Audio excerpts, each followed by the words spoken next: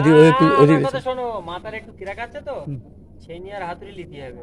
Drum के मत না, लिए ছেনি আর হাতুড়ি নিয়ে এরকম ভাবে আস্তে আস্তে হাতুড়ি নিয়ে মাথা একটু একটু করে দেখতে হবে কোন জায়গায় মাথাটা ক্র্যাক আছে। कुता कुता ডিবেকের কি গন্ডগোল আছে একদম ঠিক। ওই ওই- ওই- হ্যাঁ। ওই দেখো ওই তারটা স্কুলে কোনো তার খুলে আছে কোথায় একটা তার খুলে গেছে, কটা তার খুলে গেছে, মাথার ভিতরে, তোমার একটা কোনো একটা জায়গায় কোনো একটা তার খুলে আছে।